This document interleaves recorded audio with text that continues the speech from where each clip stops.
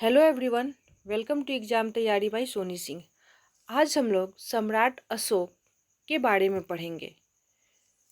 बौद्ध साक्ष्य के अनुसार अशोक अपने पिता के शासनकाल में अवंती उज्जैनी का उपराजा या वायसराय था। कहाँ का? अवंती उज्जैनी का उपराजा या वायसराय। असम और सुदूर दक्षिण को छोड़कर असम और सुदूर दक्षिण को छोड़कर संपूर्ण भारतवर्ष अशोक के साम्राज्य के अंतर्गत था। अशोक ने अपनी प्रजा के विशाल समूह को ध्यान में रखकर धम्म का प्रतिपादन किया, जिसका पालन आसानी से सब कर सके। तो अपनी सभी जनता के लिए अशोक ने जिस धर्म का प्रतिपादन किया उसका नाम क्या दिया गया? धम्म। धम्म सहिष्णुता, उदारता एवं करुणा अशोक के त्रिविधि आयाम थे। क्या क्या? सहिष्णुता, उदारता, करुणा अशोक के त्रिविधि आयाम थे। अशोक 273 ईसा पूर्व के लगभग मगध का राजा बना। कहाँ का राजा? मगध का राजा। कब? 273 ईसा पूर्व। तथा लगभग 4 वर्ष बाद, कितने वर्ष बाद? 4 वर्ष बाद 269 ईसा पूर्व 279 ईसा पूर्व में अशोक का राज्याभिषेक हुआ। क्या हुआ? राज्याभिषेक हुआ। तो राजगद्दी पर कब बैठा अशोक? 273 ईसा पूर्व। और राज्याभिषेक 4 वर्ष के बाद हुआ, 269 ईसा पूर्व।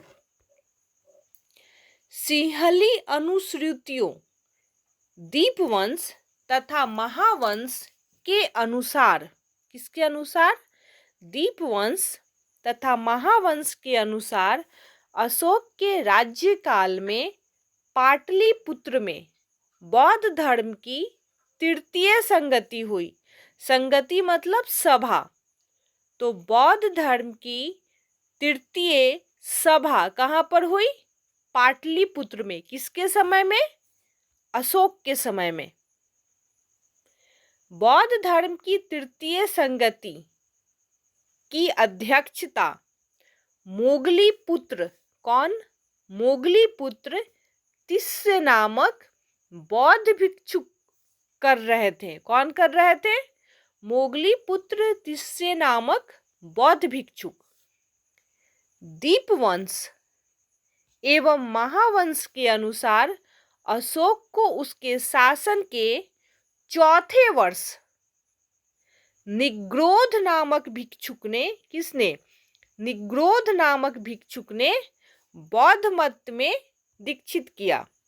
उसके बाद मोगली पुत्र तिस्य के प्रभाव में अशोक पूर्ण रूपेण बौद्ध हो गए।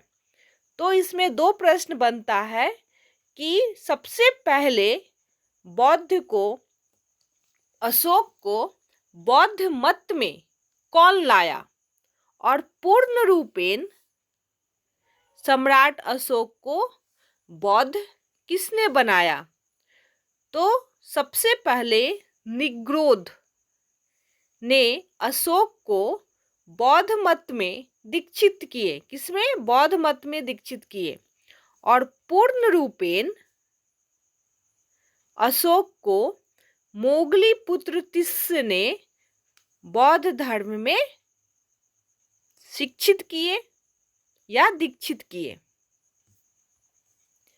दिव्यदान के अनुसार अशोक को उपगुप्त नामक बौद्ध भिक्षु ने बौद्ध धर्म में दीक्षित किया। कौन से के अनुसार? दिव्यदान। मौर्य शासक में अशोक और उसका पौत्र दशरथ, अशोक और अशोक का पौत्र दशरथ बौद्ध धर्म के अनुयायी थे। बौद्ध धर्म ग्रहण करने के बाद अशोक ने आखेट तथा विहार यात्राएं रोक दी तथा उनके स्थान पर धर्म यात्राएं प्रारंभ की। कौन सी यात्रा? धर्म यात्रा।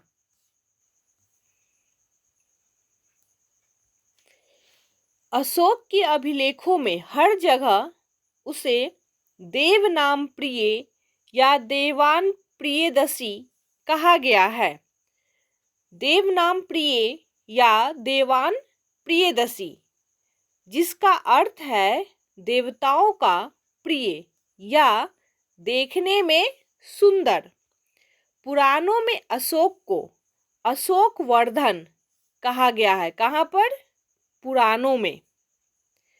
अशोक का पौत्र दशरथ भी देव नाम प्रिय की उपाधि धारण करता था। कौन? अशोक का पौत्र दशरथ।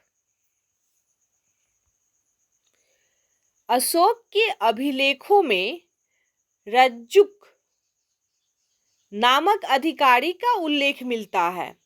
रज्जुकों की स्थिति आधुनिक जिला अधिकारी जैसी थी, जिसे राजस्व तथा न्याय दोनों क्षेत्रों में अधिकार प्राप्त था। यहाँ पर ध्यान दीजिएगा कि दोनों क्षेत्रों में अधिकार प्राप्त था, जबकि अग्रोनोमोई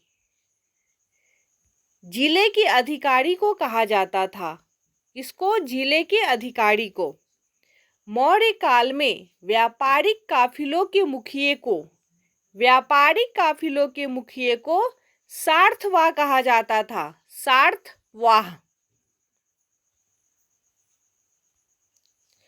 बौद्ध धर्म ग्रहण करने के बाद अशोक ने आखेट तथा विहार, विहार मतलब होता है घूमना और आखेट होता है जंगलों में जाकर के पशु पक्षी को मारना, शिकार करना। तो आखेट तथा विहार यात्राएं रोक दी तथा उनके स्थान पर धर्म यात्राएं प्रारंभ की। राज्याभिषेक के 10 वर्ष बाद, कितने वर्ष बाद? राज्य अभिषेक के 10 वर्ष बाद आठवां शिलालेख संबोधि बौद्ध गया में स्थित किया गया। कहाँ पर? बौद्ध गया में। तथा 20 वर्ष बाद रुम्मनदेई अभिलेख गया तथा उनकी पूजा की। ठीक है। अब रुम्मनदेई अभिलेख लघु स्तंभ लुम्बिनी नेपाल में है। कहाँ पे है? लघु स्तंभ लुम्बिनी नेपाल में है। नेपाल में लुम्बिनी स्तंभ शिलालेख को रुम्मनदेई स्तंभ शिलालेख के रूप में जाना जाता है। लुम्बिनी स्तंभ शिलालेख को नेपाल में क्या बोला जाता है? रुम्मनदेई स्तंभ शिलालेख। लुम्बिनी स्तंभ शिलालेख में दर्ज है कि अपने शासन काल के 20वें वर्ष के कुछ समय बाद अशोक ने बुद्ध के जन्म स्थान की यात्रा की। बुद्ध के जन्म स्थान की यात्रा अशोक ने कितने वर्ष के बाद की? राज्याभिषेक के तो 20 वर्ष के बाद। और बौद्ध गया की यात्रा कितने वर्षों के बाद किए? 10 वर्ष के बाद।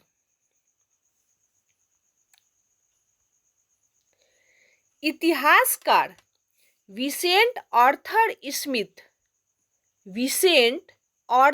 स्मिथ ने अपनी पुस्तक इंडियन लीजेंड ऑफ अशोक में साहित्यिक साक्ष्य के आधार पर उपगुप्त के साथ अशोक की धम्म यात्रा का क्रम इस प्रकार दिया है।